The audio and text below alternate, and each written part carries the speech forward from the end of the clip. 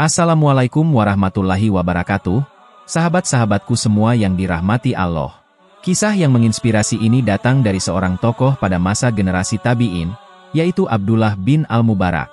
Selain dikenal sebagai seorang alim dan ahli ibadah, dia juga memiliki kebiasaan untuk menetap beberapa hari di Mekah setelah melaksanakan haji atau umrah. Suatu kali, ketika dia berada di Mekah, kota suci umat Islam itu dilanda musim kemarau yang panjang. Hujan yang ditunggu-tunggu tidak kunjung turun, menyebabkan kekhawatiran akan gagal panen di kalangan penduduk setempat.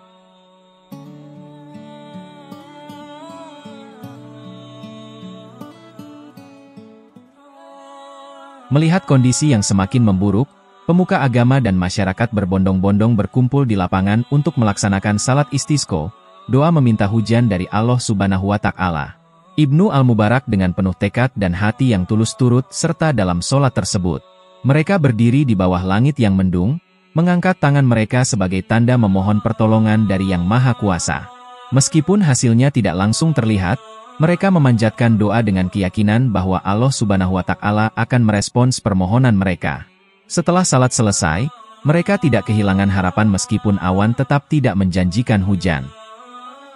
Pada akhirnya, keesokan harinya penduduk Mekah kembali berkumpul untuk melaksanakan sholat istisqa, namun tetap tidak ada tanda-tanda hujan yang turun. Bahkan setelah sholat istisqa dilakukan untuk kali ketiga, langit masih tetap cerah. Ibnu Al-Mubarak pun merasa terpanggil untuk bertindak. Dengan hati yang penuh kepasrahan, ia meninggalkan kerumunan dan mencari tempat yang sunyi untuk berdoa kepada Allah Subhanahu wa Ta'ala. Dengan tekad yang bulat, Ibnu Al-Mubarak menemui sebuah gua yang terpencil, tempat di mana ia berharap Allah akan merahmatinya dan mengabulkan permohonan agar hujan turun. Dalam kesendirian gua tersebut, Ibnu Al-Mubarak melantunkan doanya dengan penuh kesungguhan. Ia meletakkan kepercayaan sepenuhnya kepada Allah Subhanahu wa Ta'ala, memohon agar rahmatnya dilimpahkan dan doanya dikabulkan sehingga umat bisa merasakan air yang turun dari langit. Ibnu Al-Mubarak berjalan dengan hati-hati di tengah-tengah kerumunan orang yang masih asyik dalam doa-doa mereka di lapangan. Tujuannya adalah sebuah perbukitan yang masih terletak di Mekah. Setelah sampai di sebuah bukit, ia menemukan sebuah gua yang pintunya hanya cukup besar untuk dimasuki satu orang dewasa dengan cara menyamping. Dengan rasa ingin tahu, Ibnu Al-Mubarak memutuskan untuk melihat lebih dekat apakah gua ini cocok untuk sholat istisqa. Melihat bahwa ruang di dalam gua cukup luas, akhirnya ia memutuskan untuk masuk dan melaksanakan sholat istisqa di sana. Namun, ketika Ibnu Al-Mubarak baru saja masuk ke dalam gua, tiba-tiba seorang pemuda berkulit hitam juga masuk ke dalam gua itu.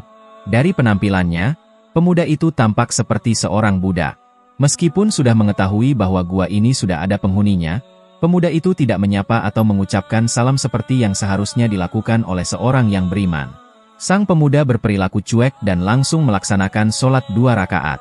Setelah mengucapkan salam, ia meletakkan kepalanya di tanah dan mengangkat doa dengan penuh keyakinan, "Ya Allah, sesungguhnya mereka adalah hamba-hambamu yang telah melaksanakan sholat istisqa selama 3 hari, namun engkau belum juga berkenan menurunkan hujan. Demi keagungan dan kemuliaan-Mu, aku tidak akan mengangkat kepalaku dari tanah ini sampai engkau menurunkan hujan kepada kami." Dalam keadaan seperti itu, sang pemuda bertahan dengan tekadnya. Beberapa waktu kemudian, awan hitam bergulung-gulung datang dari kejauhan, dan hujan pun turun dengan derasnya. Pemuda itu segera mengangkat kepalanya dari tanah dan keluar dari gua, melangkah dengan mantap di bawah guyuran hujan, tanpa mengucapkan sepatah kata pun. Kejadian ini membuat Ibnu Al-Mubarak tercengang. Begitu menyadari apa yang telah terjadi, ia dengan cepat mengikuti pemuda tersebut, menembus hujan yang masih turun. Ibnu Al-Mubarak terus mengikuti langkah sang pemuda hingga mereka memasuki sebuah perkampungan. Pemuda itu masuk ke dalam sebuah rumah yang terlihat cukup bagus. Ibnu Al-Mubarak duduk diam di luar rumah tersebut untuk beberapa waktu, sampai akhirnya seseorang keluar. Lelaki itu menyambut Ibnu Al-Mubarak dengan ramah, memperkenalkan seorang budak yang memiliki wajah yang baik dan tampak cekatan. Namun, sang pemilik rumah mengatakan, "Aku tidak tertarik dengan budak ini. Apakah engkau memiliki budak lainnya?" Dengan senang hati, jawab sang pemilik rumah, lalu memerintahkan untuk memanggil budak lainnya. Ibnu Al-Mubarak melihat 1 atau 2 orang budak lagi, namun ia berkata, "Aku mencari yang lainnya. Apakah masih ada yang tersedia?"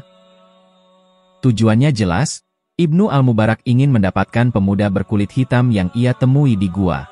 Sang pemilik rumah kemudian menjawab, memang aku masih memiliki satu orang budak lagi, tetapi dia sangat tidak pantas untuk tuan, katanya. Ibnu Al-Mubarak penasaran dan bertanya mengapa, lalu pemilik rumah menjelaskan bahwa budak itu pemalas dan tidak berguna. Ibnu Al-Mubarak bersikeras, bawa dia ke sini, aku ingin melihatnya. Pemuda berkulit hitam itu segera dibawa ke hadapan Ibnu Al-Mubarak. Meskipun pemilik rumah meragukan manfaat dari budak itu, namun dalam tatapan Ibnu Al-Mubarak terlihat kegembiraan. Ia segera berkata, aku akan membelinya darimu. Berapa harga yang engkau minta? Ibnu Al-Mubarak membawa budak berkulit hitam itu ke tempat tinggalnya. Budak yang selama itu hanya diam tiba-tiba berkata, wahai Ibnu Al-Mubarak, mengapa engkau membeli aku? Aku tidak akan mengabdi dan melayani dirimu. Terkejut karena budak itu tahu namanya tanpa pernah diperkenalkan, Ibnu Al-Mubarak merasa dugaannya sebelumnya semakin kuat. Tanpa ragu, ia segera menjawab, bukan begitu maksudku, sebenarnya aku yang ingin melayani kamu, siapakah namamu? Budak berkulit hitam itu menjawab, para kekasih Allah tentu mengenal kekasihnya. Ketika budak itu hendak beranjak untuk berubu, Ibnu Al-Mubarak dengan cepat mengambil air untuknya, mempersiapkan sandal, dan menunjukkan kamar untuknya. Di dalam kamar itu, budak hitam itu melaksanakan sholat 2 rakaat. Ibnu Al-Mubarak, yang sengaja menguping, mendengar budak itu berdoa setelah sholatnya dengan ungkapan yang penuh makna, wahai Tuhan, pemilik segala rahasia. Apakah rahasia ini akan terbuka dan menjadi nyata? Saya tidak lagi menginginkan hidup ini setelah rahasia yang ada dalam diriku diketahui, ucap pemuda itu dalam doanya. Setelah beberapa waktu berlalu tanpa mendengar suara atau gerakan dari dalam kamar, Ibnu Al-Mubarak memutuskan untuk masuk dan mendapati bahwa sang pemuda telah meninggal dunia. Dengan penuh hormat dan kesedihan, Ibnu Al-Mubarak segera mengurus jenazah dengan sepenuhnya. Meskipun hanya sedikit orang yang membantu dan mengiringi prosesi pemakaman, bagi Ibnu Al-Mubarak, hal ini dianggap sebagai sebuah penghormatan karena ia sendiri yang berperan besar dalam mengurus jenazah seorang kekasih Allah Subhanahu wa Ta'ala. Dan berikut ini adalah satu kisah lagi, tentang Sa'ad bin Abi Wah yang doanya selalu terkabul. Sa'ad bin Abi Wah adalah salah satu sahabat yang diberi umur panjang. Beliau hidup di zaman Khalifah Ar-Rasyid dan menjadi sahabat terakhir dari kalangan muhajirin yang meninggal dunia dalam masa hidupnya. Dengan doanya selalu terijabah setiap kali ia berdoa. Dikisahkan di zaman Khalifah Umar bin Khattab, Sa'ad bin Abi Wah diamanahkan untuk memimpin wilayah Kufah. Namun, suatu hari terdapat beberapa penduduk Kufah yang mengeluhkan dan mengkritik kepemimpinannya.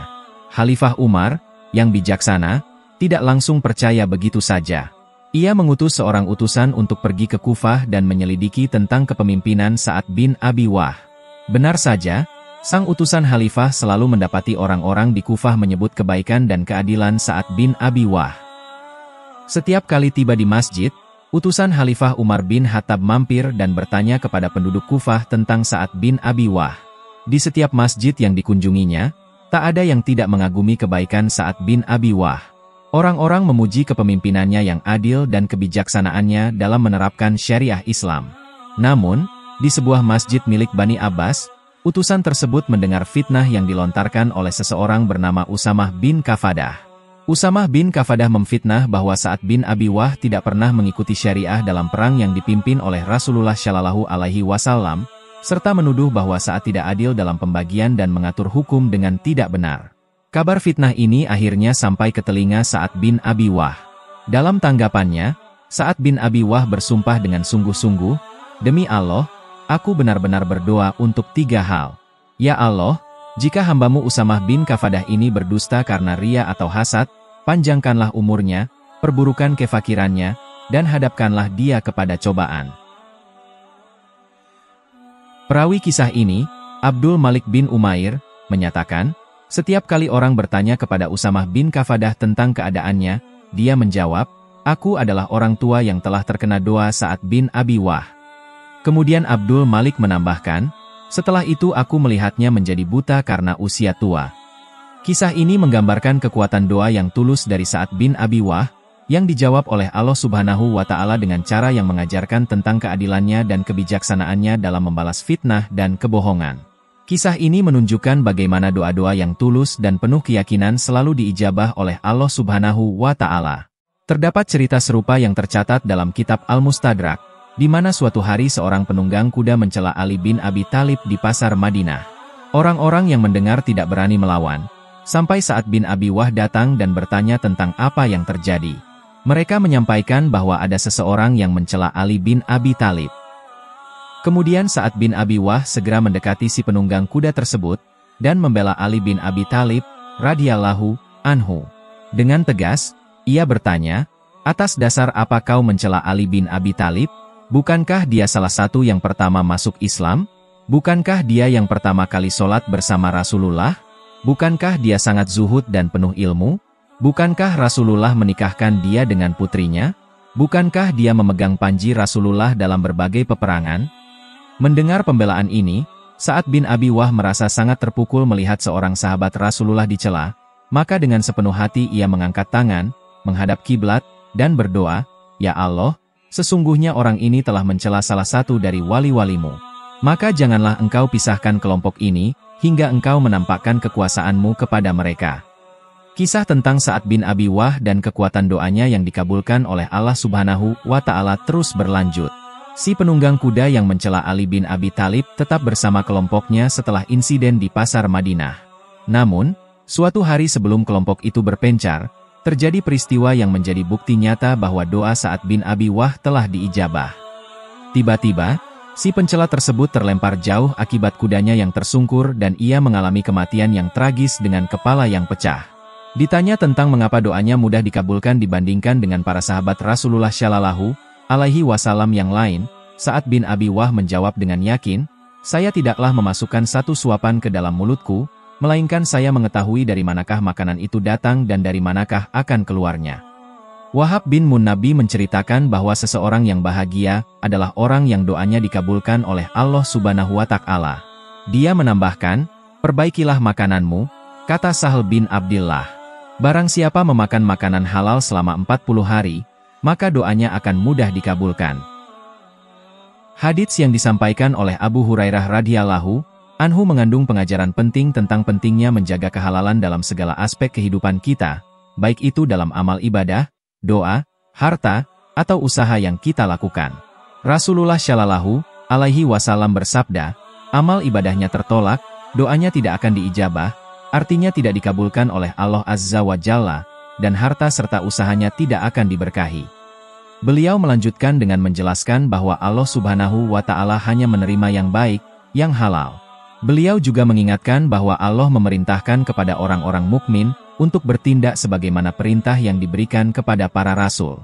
Allah berfirman dalam Al-Quran, "Wahai para rasul, makanlah dari rezeki yang baik-baik dan kerjakanlah amal yang saleh. Sesungguhnya aku maha mengetahui apa yang kamu kerjakan." Al-Quran Surah Al-Mu'minun ayat 51. Dan kepada orang-orang yang beriman, Allah berfirman, "Makanlah dari rezeki yang baik-baik yang telah kami rezekikan kepadamu."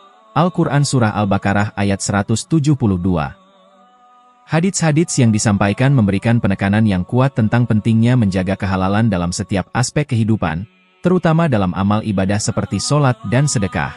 Rasulullah Shallallahu alaihi wasallam bersabda dengan tegas, Allah tidak akan menerima sholat seseorang tanpa berwudu atau bersuci, dan tidak akan menerima sedekah dengan harta yang hasilnya dari gulul, curian, atau korupsi. Ini menunjukkan bahwa amal ibadah kita harus bersih dari segala bentuk haram, agar diterima oleh Allah Subhanahu wa Ta'ala. Rasulullah juga menjelaskan bahwa menunaikan zakat dari harta yang halal adalah kewajiban yang harus dipenuhi.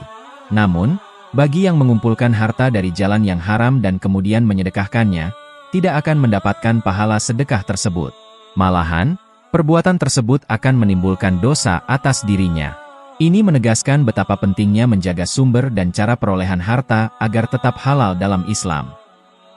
Dalam hadits lain, Rasulullah Shallallahu alaihi wasallam menyampaikan kepada Ka'ab bin Ujrah bahwa tidak akan masuk surga daging yang tumbuh dari makanan haram. Bahkan, jika daging manusia tumbuh dari barang yang haram, maka lebih utama baginya untuk masuk neraka. Pesan yang disampaikan dalam hadits-hadits ini adalah pentingnya menjaga kehalalan dalam segala aspek kehidupan, termasuk dalam perolehan harta dan dalam beramal. Hal ini merupakan bagian dari kesempurnaan iman dan ketakwaan kepada Allah Subhanahu wa Ta'ala, serta merupakan syarat untuk diterimanya amal ibadah kita di hadapannya. Dengan menjaga kehalalan ini, kita dapat memastikan bahwa amal kita dilakukan dengan ridha Allah dan mendapatkan berkahnya dalam kehidupan ini dan di akhirat kelak.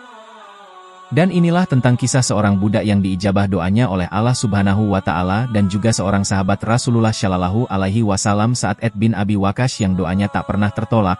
Wallahualam bissawab. Semoga bermanfaat dan menambah keyakinan iman kita terhadap Allah Subhanahu wa Ta'ala. Terus semangat dalam beribadah, jangan lelah untuk berbuat kebajikan dan selalu memperbanyak sholawat kepada Rasulullah Muhammad Shallallahu Alaihi Wasallam. Akhir halam, Waalaikumsalam warahmatullahi wabarakatuh.